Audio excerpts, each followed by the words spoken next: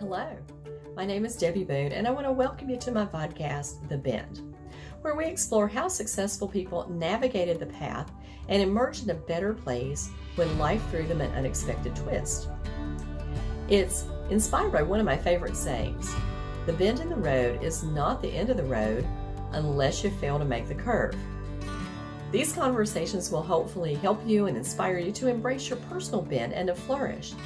I hope you enjoy it, and if you need help with your own personal navigation and you're in veterinary medicine, please feel free to reach out to me at Debbie Boone 2 Manage Vets Consulting.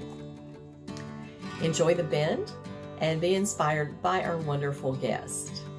Welcome. So welcome everyone to today's episode of The Bend. I am your host, Debbie Boone. I am a speaker, writer, and trainer for the veterinary profession focused on hospitality, skills, client service, and communication. And today I'm really happy to have somebody I've been talking to for quite a while, David Nietzke. And David is the Chief Operating Officer at Snout, and he is one of the early leaders who helped build this company's wellness platform from the ground up. He has a deep expertise in scaling wellness programs across both independent and corporate clinics, all while maintaining a culture that respects clinic autonomy and team buy-in. He's based out of Michigan. He and his wife share their home with two rescue dogs, Palmer and Beans. So hello to Palmer and Beans from Tucker, who is, of course, sitting on my lap today. And David, thanks for joining us. Yeah, thanks for having me. Yeah. And hello, Tucker. Yes. Tucker thinks he is always allowed on the Oh bend, my and gosh. pretty much he always is. So here he Of is. course. Now let's talk a little bit about, your starting point. I mean, and for people who don't know, Snout, a platform to help practices manage wellness plans. And as someone who helped co-author a book, oh gosh, 2011, it's been a minute, on wellness plans and how to implement them in practices, I can honestly say that when I learned about Snout plans, you solved a big problem. You really have solved a big problem. Thank So you. I'm really excited to talk to you today about not, just Snout plans, but also the process of being an entrepreneur and the startup, and how you get from A to B is always fascinating to me. So let's start with your A. Where did you start? It's a good question. It all started back in Michigan. I mean, look, like most people, I didn't exactly choose this path. It kind of happened naturally through a lot of circumstances. Truthfully, I thought I was going to live in San Francisco for the rest of my life. I born and raised in Michigan, went to school out here, moved to San Francisco, and I've always worked at the intersection of kind of finance and technology. And what a better time to be in Silicon Valley than the last decade or so. Yes. And then life happened. I have a sister and I have two parents, and they both quickly got hit with a couple of terminal illnesses, and I made the decision of moving home to Michigan. I was sitting there young in my career and everything was in front of me, and it's not an easy decision, but it's one that I would make every single time over again. But also what it really forced me to think about at a young age was, what do I actually want to do with my professional life? And that led me to an industry that has meaning and value. I think a lot of other industries do, but specifically for me personally, learning about this industry, seeing what people do every single day in vet clinics, and then also hearing the problem of how hard it is to be a veterinarian, to be a CSR, to be a tech. I thought that what better industry to bring advancements from technology to than animal health and veterinary medicine. So that's kind Yeah. of my long story. Great. Well, veterinary medicine is notoriously slow to adapt new technologies and to change things. So tell me what inspired you to kind of challenge this status quo in vet med. Yeah, it's a good question. And my initial experience was, yeah, people move really slow here. I mean, over half the practice management systems are still server based. I think if you went to any restaurant out there who's taking reservations, for example, they wouldn't be server based. But I don't think it's wrong. Like these are medical professions, right? Yeah. Like at the end of the day, this is a medical profession, and there are still doctors' office who use paper charts. So if you use Cornerstone or Avamark, you are light years ahead of the next dermatology office, right? So I don't think it's wrong to move slow when you're dealing with actual medical things. Mental health is something that's huge to me in my life. I think it's there's a little bit of a taboo or stigma specifically around male mental health as well. And I think what really hit me was Dr. Melanie Bowden's TED Talk, which I'm sure most people have heard at one point. That was the first link I got sent to me, which talked about the fact that, I don't know where it is today, and it's maybe 5 or 10 years ago, the mental health crisis in veterinary medicine, one of the highest suicide rates, only second only to police officers Mhm. and law enforcement.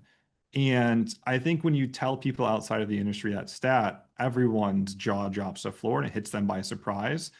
But when you really understand the why behind it and the fact that pets can get the care they need, they're not able to just because of money, that was like, this has to be solved, Yeah. right? Yeah. And I was fortunate enough to get introduced to Emily Dong, who's the founder and CEO of Snout. And she had really interesting ideas behind how we would solve that. And I couldn't balk at that opportunity. Yeah. Yeah. Yeah. I think that is, we have an extremely caring group of people who are drawn to animals who just come into the profession. And in fact, I can't even tell you how many times as a manager, I interviewed people who said, well, I like animals better than humans. And I'm like, well, you know Right. what? I've never had a dog drive itself to the vet. So it's a people profession.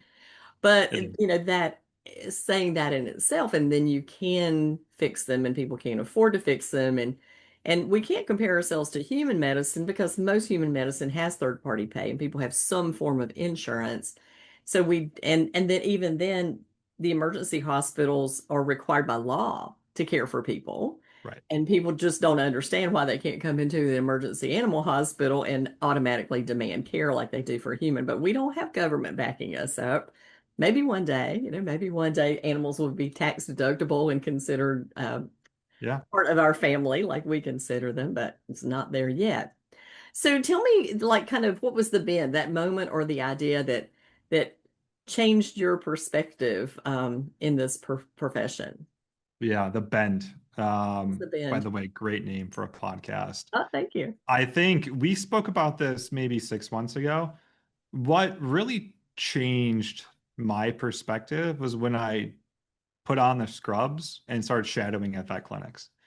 So I gave you my background. I come from finance and technology. I have no clinical licenses. I've never stepped foot into a vet clinic unless I was a pet owner or client. And I thought, who the heck am I to be sitting here making decisions and thinking about the impact it has on clinics and in the exam room when I don't know what it's like from the other side. And so I reached out to some folks in the industry who have clinics here in the Metro Detroit area. I went to Figs. I bought a pair of scrubs.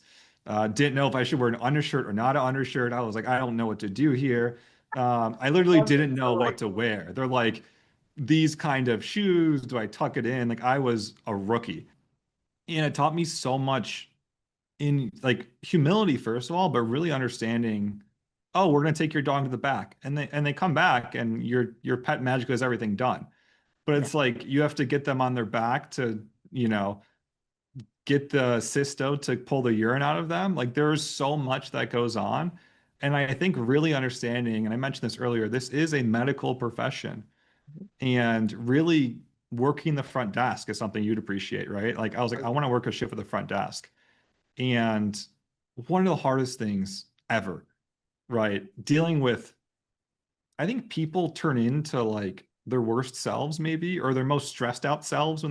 when they walk into a veterinary clinic. And boy, just putting myself in their shoes literally, I think was the moment that really made Yeah. a difference. Yeah. You have done a brilliant thing because I very few people that I speak with who are in the tech space talk to people who are actually working the front desk. Yeah. They're the ones who have to talk to people about finances or manage these situations. And they come at it like, oh, I was in human care. I was, from tech. I know how to fix you. You're Yeah. like, you got to live in it before you know how to fix me, right? You walk There's around. zero proxy. Yeah. There's nothing like it. No, no, there is nothing like it is. It is completely unique. I had a conversation at VMX with a founder of an AI receptionist company. And he said, "Oh, we have all these scripts." And he came from human medicine. His brother was a vet, so of course he knew, right? And I said, "What is your AI receptionist going to say when the client says, 'Yeah, I need to put my dog to sleep?'" He had no idea. It Yeah. never occurred to him that that was a conversation that he needed to script for, and that we have probably 3 to 4 or 5 times a week, in a Yeah. practice. So I think that there's so much that hits the front desk, and such a variety of questions that come in. It's not like, can I make an appointment? Are you taking new?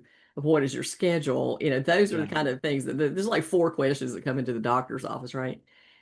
It could be everything. I will always remember the funniest one that came over for me was a client who became a very good client, asking me the age of all the veterinarians who worked for us because she wanted to Ooh. pick one that was just the right age, that had enough experience but wouldn't die before her cat did, so Oh that my she would gosh. always have the same veterinarian.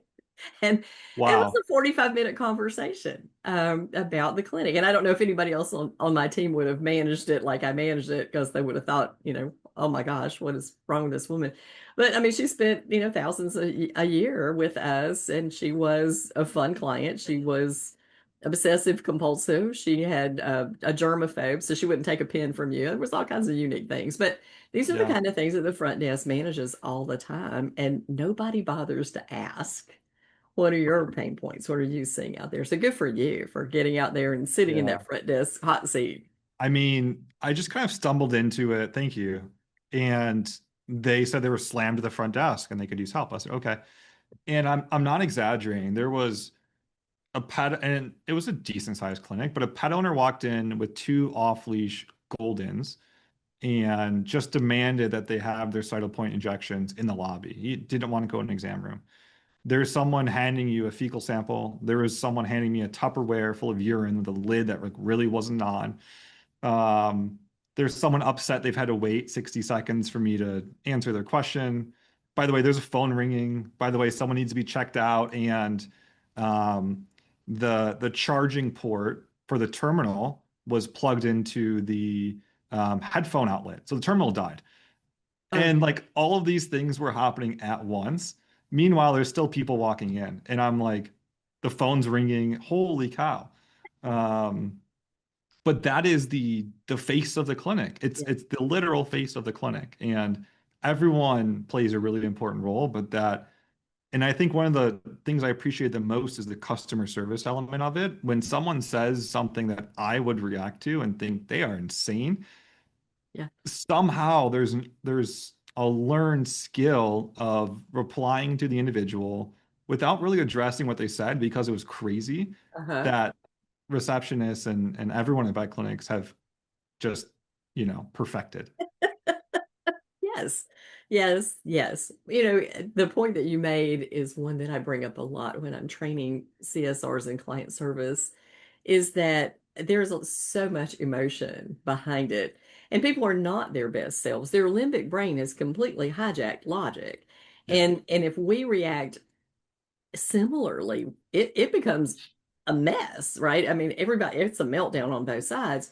So what we have to learn is, first of all, our own emotional intelligence and emotional control, where we guide that person to emotional stability rather than ramping them up. And that's, I often see a challenge in veterinary medicine.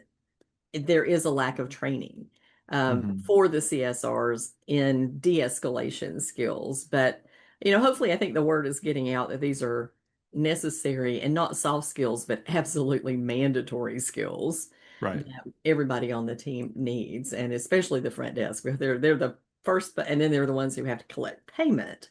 So that just really sets people off when they're blindsided by a fee that they didn't expect. So thinking about the traditions of vet med, what is the kind of outdated norm or belief that you feel needed to be bent or broken in these wellness plan situations? Yeah. Similar to what you said earlier and what you were just starting to allude to is the individuals who provide the medical care for your pet are the same ones who have to have a difficult money conversation with you around how much things cost.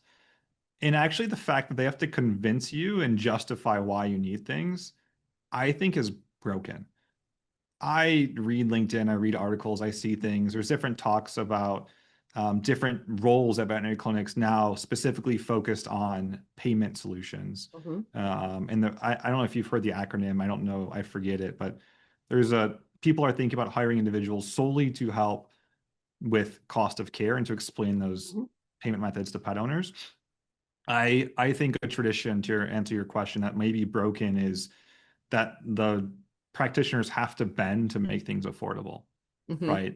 You see it, the invisible things you don't see are write-offs and discounts and free exams, or you're rating the sample closet to give a couple free doses of your next prevention meds, hold them over. I think those are the sort of things that I would love to see change. And right now, the onus is entirely on the clinic team, and it really shouldn't be. Hmm. So, yeah. Yeah.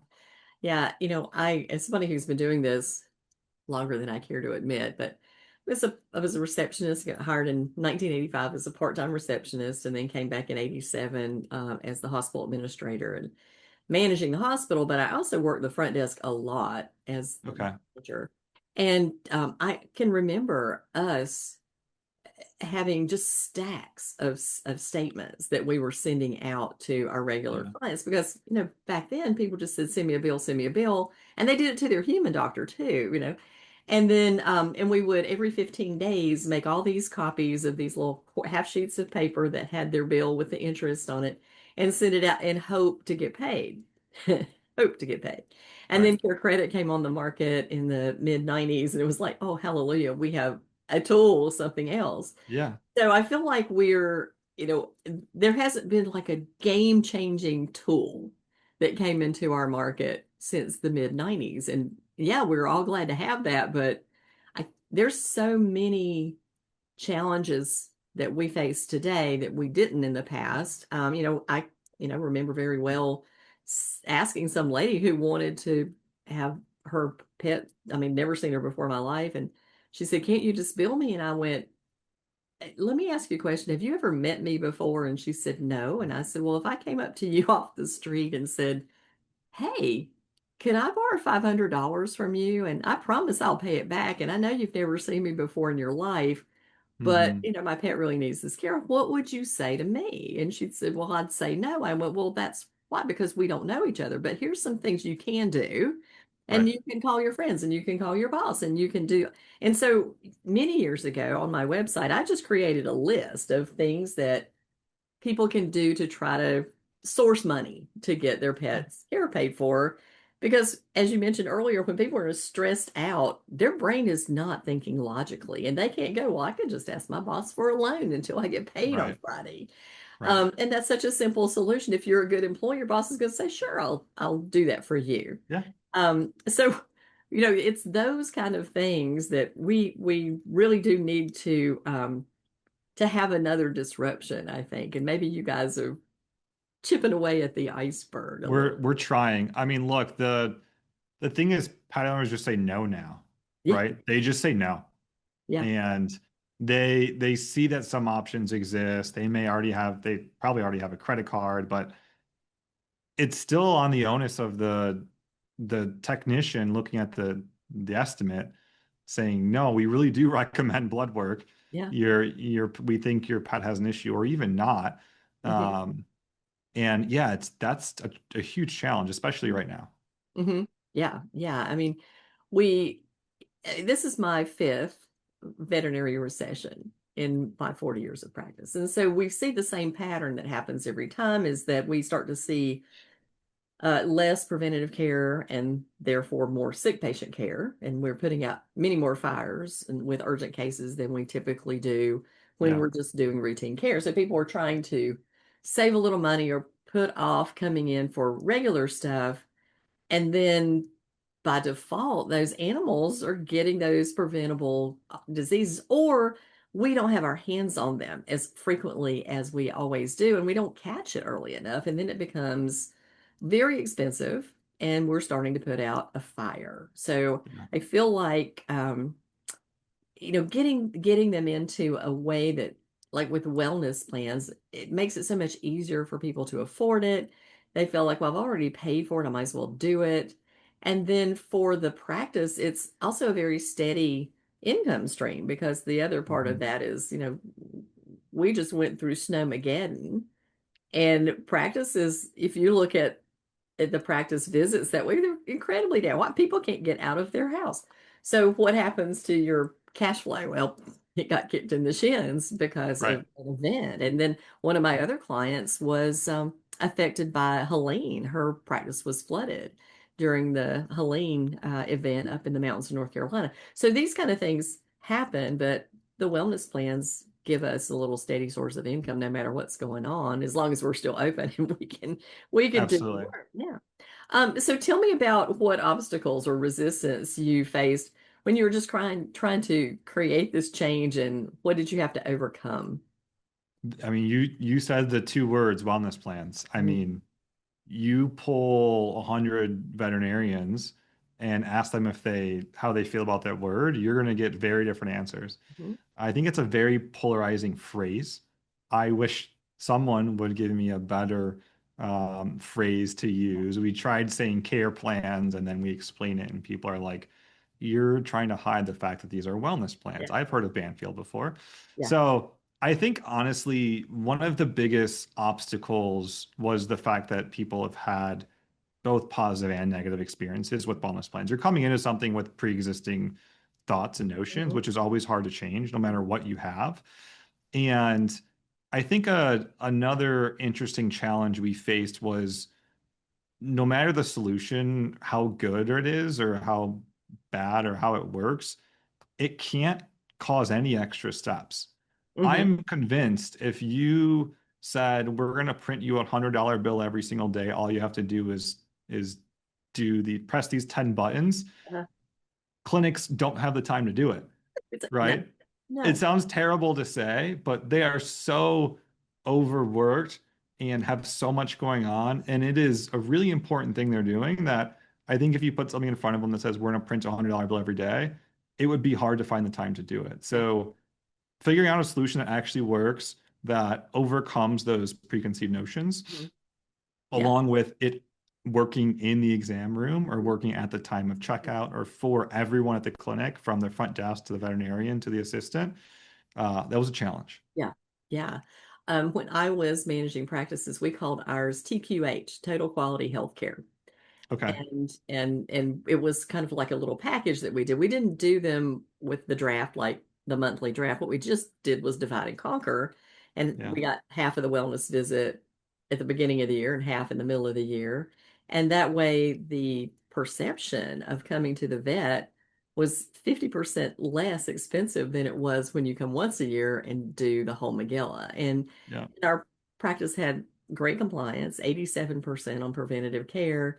And Wow. I laughed and said it gets very boring when you practice that way because the only thing you see are renal failure cats and old fat dogs that have gotten too fat because they've gotten old and their parents have fed them too many things. But very few true illnesses. I mean, we were in North Carolina and never saw a flea, a tick, or heartworms in our practice. That's So incredible. these products That's work. incredible. Yeah, they work. If we can work with the clients so that they understand the reasons for the importance of doing these things, and then we can show results. I mean, we can measure results and say, look, you Yeah. don't have to spend a lot of money taking care of your dog because we prevented all this stuff from happening. So, um, I think one of the challenges that I've always seen with wellness plans is managing them internally. And a lot of them sit outside as a separate app, and then you have to go and you have to record them over into the PIMS, and Hmm. you have to decline the availability of the remaining things on the package, Yes. and how do you get the money into your account? It's a thing, right? There was a lot. And back when Wendy and I wrote the book, we didn't have a great deal of options as to, how to manage those things. And a lot of practices who were doing them were actually managing them all manually. I had a client not too long ago who had a receptionist who was supposed to be managing her wellness plans. Yeah. She had not done them for 3 months, and the practice was owed thousands of dollars on over Right. 400 plans that she was supposed to be managing, but she just quit. She just decided she just Oh quit. no. Oh yeah, Yeah. quit managing them, and then she quit. So yeah, we need it easy. We need the easy button, and I think you Yeah. guys have definitely built that. Um, so let's talk a little bit about Snout and how it works, because I feel like that the audience kind of needs to know why I think it's pretty cool. And you guys, I guess you reached out to me, what, 2 years ago? I mean, it's been a while. It's been a And we while. started talking about it, and I went, "Oh, I think you have found the answer to the question. I think Yeah, you thank solved the you. problem." Yeah, And let's not gloss over it. You literally wrote the book on wellness plans. yeah. Um, I think that's incredible. Talk to the point of like people already have understandings. I think your book did a huge thing for this industry of explaining something that is complicated but important. So that's always going to be a legacy that you have in this industry. So, Well, let us hope. Wendy and I, it was we wrote that book, and I had started writing it when I met Wendy at an AHA conference, and she had just sold mhm. her practice, and she was talking about having wellness plans in her hospital. And I just walked up to her and said, "Hey, you don't own a practice anymore. You got some time on your hands. You want to write a book together?" And she Yeah, said, "Sure, why not?" So she was in Colorado, and I was in North Carolina, and we wrote this book completely in two separate states at two separate times, just passing stuff back and forth and traveling the whole time, both of us traveling wow. all in the middle of that. And she kind of took a lot of the math problems because that's her brain. And I kind of took the coaching scripts for the staffing. And the scripts, honestly, are still pretty good Yeah. because the challenge I feel like with wellness plans, after you get the logistics worked out, is getting the staff to promote them to the clients in a Yep. way that the clients go, "Yeah, this is probably a pretty good idea for me." Absolutely. And the staff, there's such a, like, as you said earlier, we don't have time to push 10 buttons to get $100 bill. So how do you make the time, right? How do Yep. you convince the staff to make the time that it's worthwhile? Um, because it matters to the patient and to Right. the client, and to make sure that It the care does. gets given. Well, that's a cool story. I didn't fully appreciate how it was written. And by the way, before any chat bots or assistants were spitting out, like now I feel like I could say, write me a book for XYZ and they would have an answers. You guys actually did it, which is how it should be done. Yeah, well, yes, let's hope chatbots don't continue to write as much as they do, because sometimes some of the stuff they write's crazy. And It is. It yeah, is. Yeah. yeah. Yeah. But no, look, I mean, when I think about wellness plans, I call them legacy or traditional wellness Mhm. plans, which is for those who don't know, a wellness plan is a bundle of preventative care services. So every pet usually needs exams, vaccines, a heartworm test, a fecal, and usually some sort of comprehensive blood work they should get every single year. And then there's also preventative care like surgeries and products like spays and neuters, routine dental cleanings, heartworm, flea and tick medication. And those are all really expensive. So what a traditional wellness plan does is it bundles those up. You can use them over the course of the year. Most people use most of them during their annual visit, and you pay for them over time. And you brought up all the pain points, right? I think there's how do you track usage or consumption? By the way, what happens if they stop paying in month five? You have to rely on that individual to manage this Excel spreadsheet and charge their credit card. And how do you calculate doctor production if your clinic's running on that? What do you like? Are they profitable? Are they not? If I increase my prices, and then by the way, best case scenario, 12 months later, you're made whole. Hmm. So to your point earlier of have I met you before?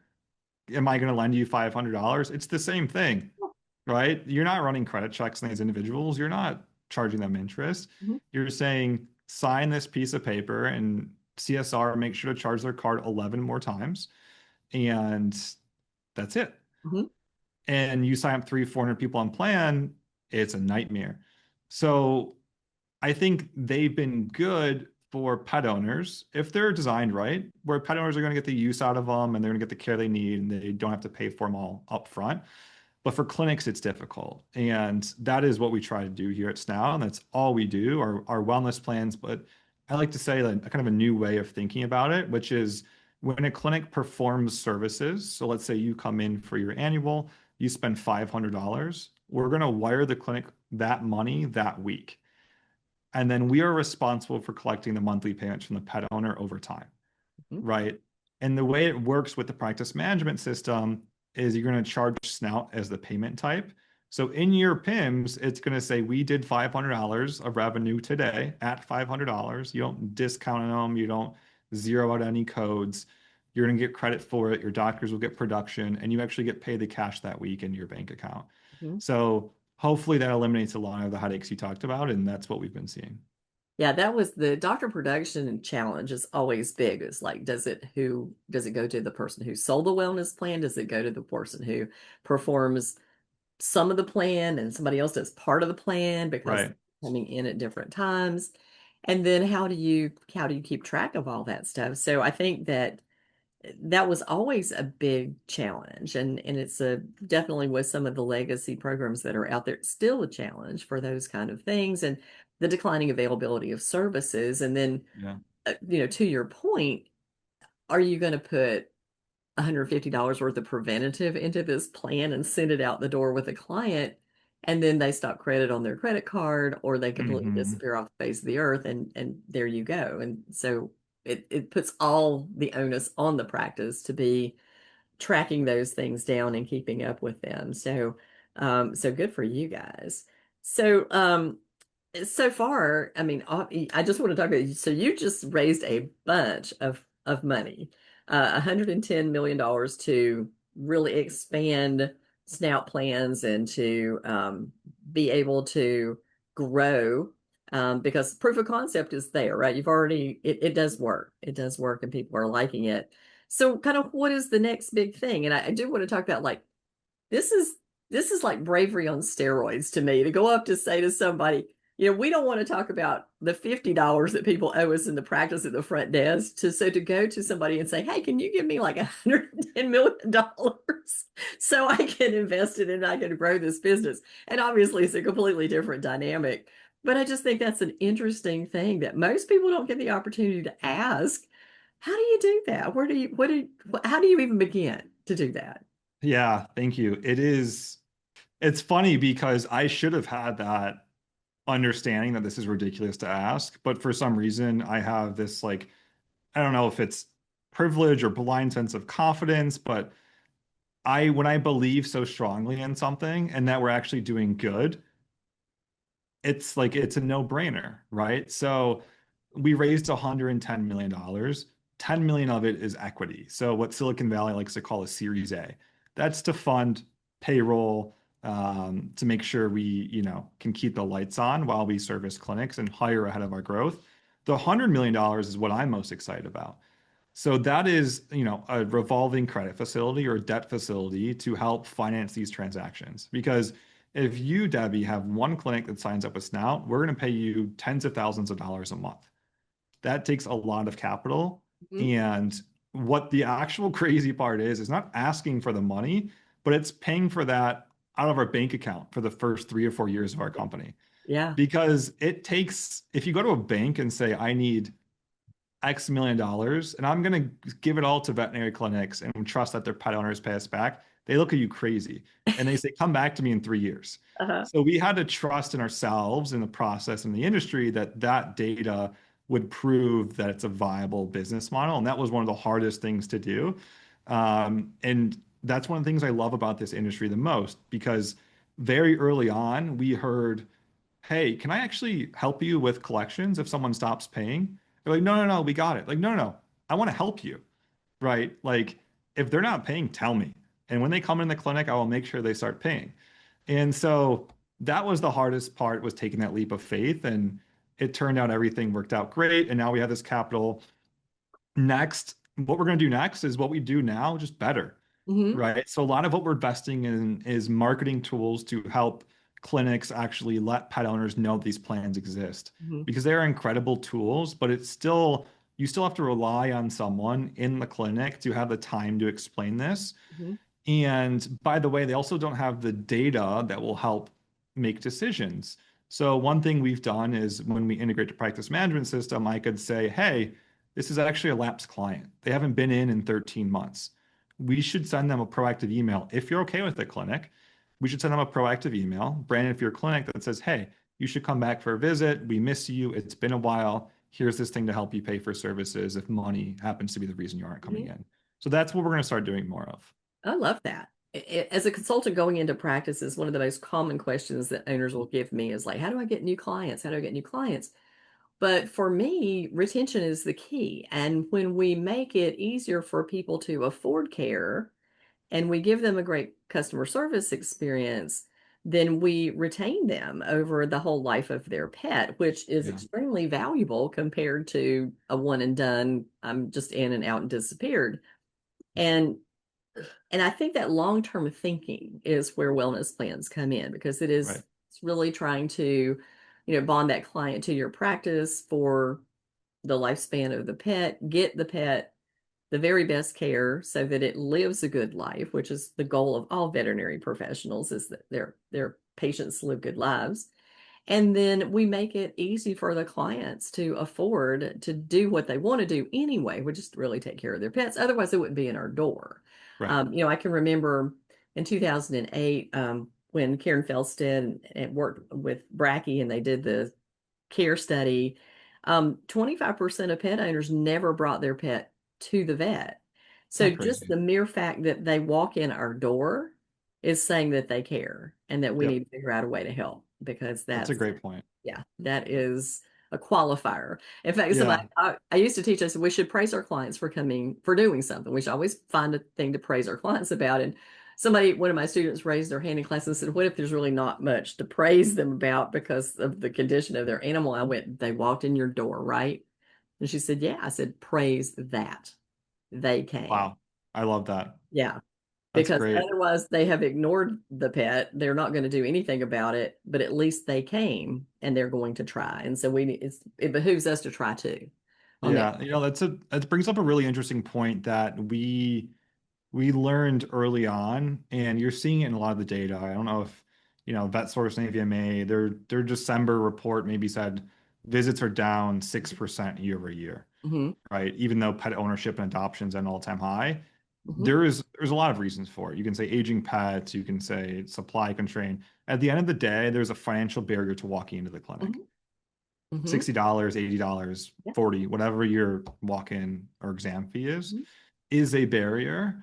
And also I think the unpredictability of it. Of if I go in, is it going to be 500? Is it going to be 200? I don't really know. Right. So what we've actually decided to do at Snout, which is also a little bit crazy, is cover unlimited office exams. So an office exam, as you well know, is just the exam charge for a visit, Hmm. right? There's based on the acuity of care and the time and who sees you and if it's scheduled or not, it could range from $30 to $100, Hmm. right? And what we've done is we say those are unlimited, meaning as a pet owner on a Snout wellness plan, you can come in as much as your veterinarian thinks you should come in, and they have appointment slots for, which is a very important point. And every time you do come in, your exam fee will be covered, meaning it will be free to you, the pet owner. And the clinic always gets paid their exam fee in full at their full rate. Hmm. So what we're seeing is a huge increase in visit frequency for Snout members. They come in an average time of 5.7 times per year. Wow. Over years of data points with Snout and That's tens of amazing. thousands of pet owners. Yeah. So when you remove that financial barrier, they're going to come in. Hmm. And when you give them predictability of care and cost, they're going to spend more money. Hmm. So that's something we've seen in the marketplace work really well. It shouldn't be 6% down every single year. We need to get pets in the door, and the best way to do it is to help pay for Yeah. their exam. Yeah. Well, the idea is prevent things, right? And the best thing that we can do for our pets is to have a veterinarian lay their hands on them Yeah. at least twice a year. In our practice, that was our protocol: is every pet twice a year. No matter, we didn't wait until they were geriatric. We just said Yeah. let's catch it early, and therefore goes back to the point where renal failure cats and old fat dogs were what we saw 90% of the time. And the other part of it is you're not always in a battle with your clients, is that it becomes such an easy visit when the clients have confidence of, everything is covered and they're not really worried about it. And truthfully, if you have a combination of kind of a disaster pet insurance plan and a wellness plan, you should be able to take really good care of your pet at an Yeah. affordable rate. And I feel like that's probably the message that we should be sending out into the world is that's the great combination of things. And, even when Winnie and I wrote the book, we talked about it, that, you take care of the disaster. And truthfully, I mean, I've been in a lot of specialty hospitals, and the question I like to ask is, what's the biggest invoice you ever saw walk out your door? And $70,000 is the record so far Wow. for a tick bite. This is Oh a my gosh. tick-borne disease that became neurologic, and the pet spent like 2 weeks in intensive care ICU neuro ward care, but walked out the door. So the things that we can do in vet med compared to what we used to could do 40 years ago are absolutely astounding. Right. And I don't think the public really understands how complex our medicine now is and what's possible and how much that does cost because they really are blindsided by that. And you Yeah. mentioned that that lack of psychological safety about the cost is one of the big things. Is over the years at the front desk, I can't even tell you how many times I'd charge out a bill and somebody go, "That's all? Man, I thought it was going to be a lot worse than that." Yeah. And of course, I go back and tell my practice owner, and he go, "Dang, I discounted that such and such. I wrote I off their shouldn't have done exam. it." I Yeah. shouldn't have done it. Yeah, but that's so it's we just think that people assume that it's going to be less than it is, but sometimes they assume it's going to be more than it is, and that makes them not want to come because they're just Yeah. so off put by that. And there's I'm kind of thinking about this, and I would like to get your opinion on it since you're in the finance and wellness plan business, but really thinking about transparency of pricing and putting the routine care cost with explanations on your website so people just Yeah. know and that they have confidence. That's a really good point. I mean, you've seen the some of the membership models with the flashy clinics have transparent pricing. I don't think it's a bad thing. I'm trying to think through all the implications, right? It might turn some people off initially. I think it's a good thing if it becomes the norm, Hmm. is probably Yeah. my But answer. somebody's got to start, right? Somebody's got to Somebody push. does have to start. Yeah. And yeah, I think that would be great because I mean, I even have to think about it. I'm like, okay, I'm taking my dog to the clinic. What are they going to recommend? It's probably going to be $400. And I get there, it's 550. My Uh-huh. God, I was close. It's like a Yeah. game. Yeah. My Well, wife loves it because I'm in there like adding up dollars and cents. I'm like, it's probably going to be this much money. yeah. But yeah, I mean, price transparency is incredible. Yeah. So I'm not against it at all. Yeah. Well, I have over the years trained many staff members, but in our practices, we train people to give appropriate pricing over the phone, even for things that were challenging like dental cleanings, with the Yeah, caveat that, this is just the basic. This is until we see it, we don't know. And these are some exceptions to the rules that could happen, but we'll call you and we'll let you know. And you tell us what you want to do at that point in the game. But there are practices out there who won't tell you even what an exam costs yeah, over the phone, which I think is just stupid. It's just stupid. I'll just put it out yeah, there into the universe because that just means that people have to go through an additional hoop to come and see you uh, unprepared, completely right, unprepared to see you right. too. Yeah. You wouldn't buy something. You're not buying something off of menu, but you wouldn't purchase something without knowing the price, Right. Yeah, right? exactly. Well, I said, I grew up in the restaurant business, and the first thing we do when you sit at a restaurant is we give you a menu. And unless you were in some very shishy five-star Michelin restaurant, it Right. has prices on there. Yeah. And And we if it tell doesn't, you know you're in trouble. that's exactly right. Exactly right. Thinking about leadership, and because this is you're kind of really bending the profession here, I think, for the better. But how are we going to train our teams, connect with our clients, and kind of keep that empathy that we naturally have in vet medicine, um, first and foremost? Yeah. I think, look, inflation in this industry has outpaced inflation in other industries. And you feel it in the clinic every single day. I think what's really important from a leadership trait perspective is that empathy you mentioned. You have to really understand every single human being, whether you work at the clinic, whether you're walking in, there's a story behind them.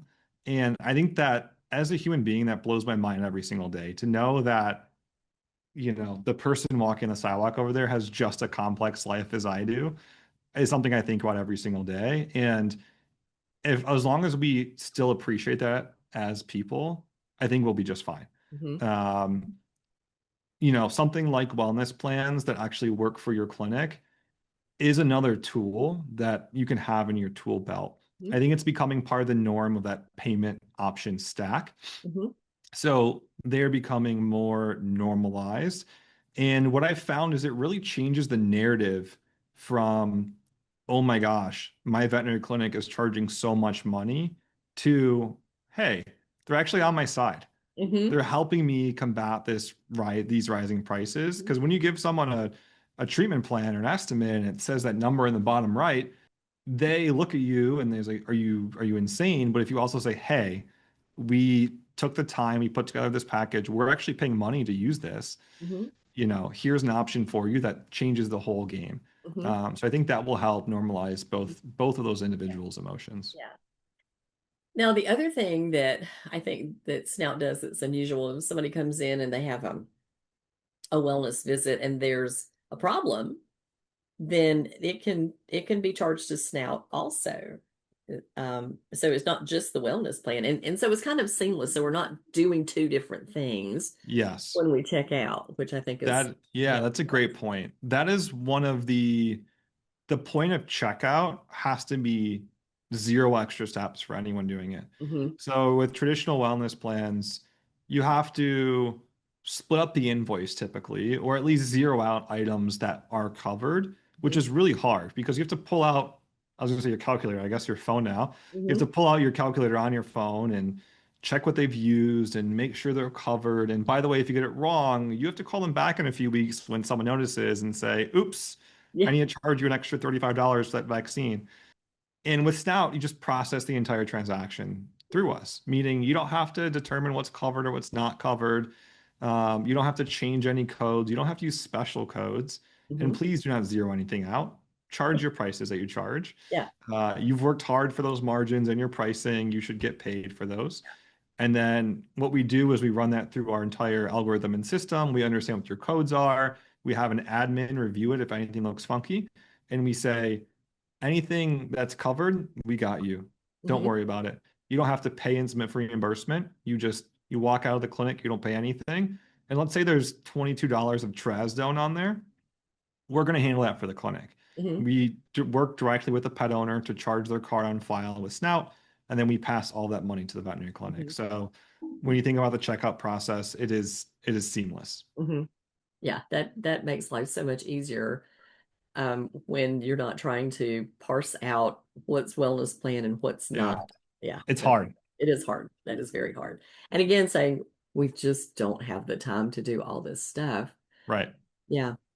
Um, so what's next for Snout? I mean, the are we going to start seeing more marketing, or are you going to put it out into the world? Are pet owners going to be focused on the Yeah. marketing, or is it clinics? Clinics. Okay. So everything we do is through veterinary clinics.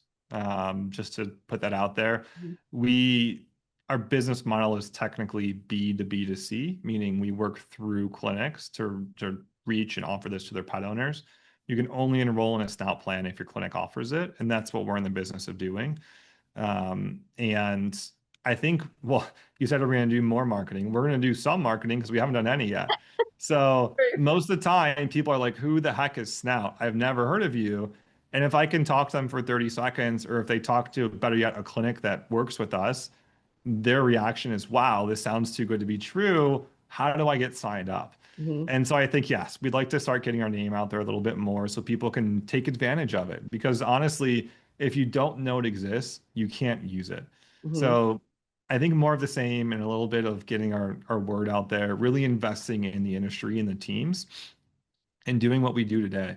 Yeah. Um, Look, I think preventative care is insanely important. I have a quick story if you have a Yeah, minute. sure. So you mentioned at the top, my wife and I have two dogs, Palmer and Beans. They're both rescue mutts. We call them Detroit Specials. It's like they're 70 pounds, a little pit, a little German Shepherd, a little bit of everything. And we took Palmer in for her annual visit 3 or 4 months ago. It was just before Thanksgiving. And it turns out she has early stage chronic kidney disease. So we caught it early, which is good. So they said, okay, change the meds, change the food she's on to the special kidney diet food, and let's recheck in 3 months. So we did all that. We don't give her any human food or treats or anything. So it was pretty easy, clean change. We were disciplined about it. And we reran her blood work. And I got a call a couple weeks ago saying her values are back to normal. Great job. And I was like, wow, that is like a breath of fresh air. And then I sat down and thought, and I'm like, what bothers me about that is what if we said no to the blood work? Right. It was an option. We already said yes to we walked in, we said yes to the appointment, the vaccines, the heartworm test, the fecal. I think we had 12 months of heartworm, flea, and tick medications on that bill. It was $600 before they said, we recommend a senior blood panel. That's another 250. And if my wife and I weren't able to, or if we didn't like understand the importance of it, we would have said no to it. Mhm. And then this conversation would be so different, Oh, yeah. right? Yeah. So when you think about the importance of preventative care and catching things early, it truly is life-changing for pets, and Mhm. Yeah. that's why we're here. Absolutely. Absolutely. So many times I've said to my clients, look, if we catch anything, sometimes just a simple food change can reverse this completely. Yeah. But if we don't catch it, we just will not know. So we were pretty good about getting people to say yes to because we were also adamant believers in it. And I feel Yeah. like that's the other part of it too. The story that you just told is a great story. I was doing a panel discussion at BMX, and Peter Weinstein asked me a question. And I said, look, we can be the best storytellers in the world because nobody has better stories than veterinary teams. Yeah. The things that animals eat that they shouldn't is the perfect segue into you need pet insurance for certain things. And then Absolutely. having financing options for preventative care. And the story that you just told about catching things early, so many of those stories are success stories. And they're so routine to us that they're not a blip on our radar. But if we Right. use them appropriately and we talk to clients about it, those clients would go, oh, yeah, I never even thought about that because they don't live in our world. And I appreciate the fact that you do, that you got in there and you lived in our world for a while you were doing playing stuff and see I'm what it's trying. like. Yeah, and see what it's like because we make so many assumptions that people will understand things that we consider to be just so Yeah. simple. Basic anatomy that goes over people's head. If even their own, they don't know anything about. Right. And we're just like, oh, we live in this every single day. And then we get judgy, right? Because we don't understand why people don't see that. It's just Yeah. obvious. We saw it. Why wouldn't you see it?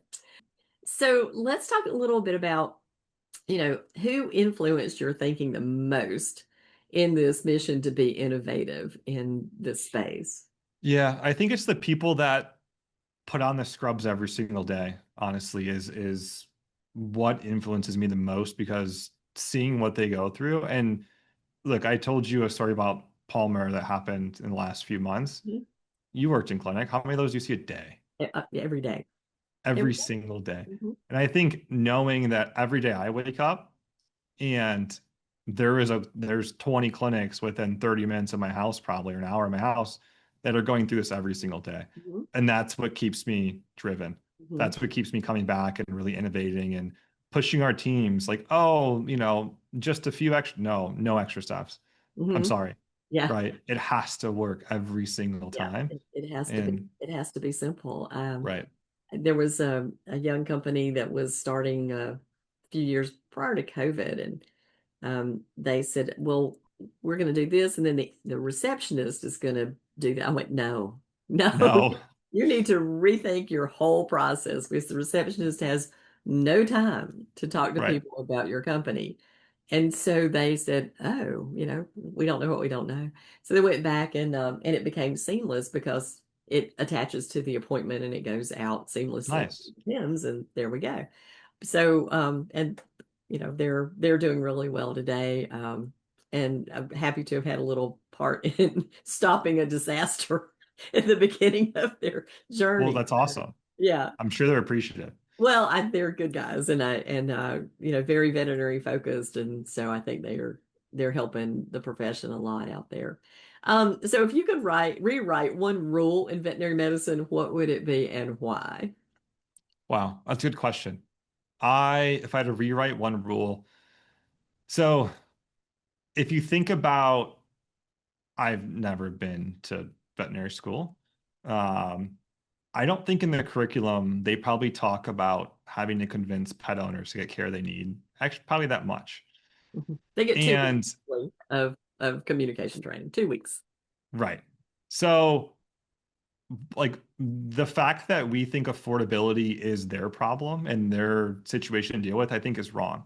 I Hmm. think there should be financial tools that help them provide the care that they're trained and want to do. So that would be the one rule I'd Hmm. rewrite. Yeah, yeah. Anything you want to wrap up with, and just tell people, anything you want to talk about, anything your favorite book to share, a favorite quote, shout out to a person that helped you out. I mean, look, shout out to you. Oh, thanks. No, I mean, look, there's so many different things I could say. Respect the heck out of the people who work at veterinary clinics, please. If you're listening to this and you walk into one, I don't care if you're a vendor, if you have a pet or anything, please respect those human beings because they are doing a lot of really hard work. And one thing there was a leader I used to work for who used to say, take care of yourself and your family and bring whatever you have left to your job. Hmm. And I think that's kind of the notion I live by, right? I think it makes all of us better at our jobs, first of all, but also well-rounded human beings. And just take care of yourselves. The world is a crazy place, and let's not forget about, the person in front of the mirror.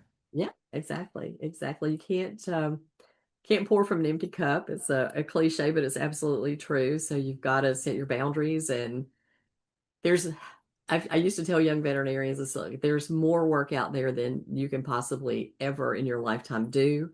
So what you have to do is do the best you can within a Right. limited amount of time, but also realize that, starving people don't feed the starving. You Yeah. you have to be able to be there and present for people and mentally sharp, because this is definitely, no matter how much AI comes into our world, it will never be the human brain. It And, won't. and No. anyway, we work in a profession full of brilliant people, and we'll always count on their brains to solve problems for our pets. And um, so thank you. I just want to say thank you for being on the program, and thank you Yeah, for coming up with this tool that I think is just going to make life so much better for animals and for veterinary teams, because it is very simple. And simplicity is what we all need in our lives, a little simpler stuff. that's right. Well Yeah. said. Well, thank you for having me. Thank you for paving the way to what we're doing by Oh, writing your book. So thank you for everything. you're welcome.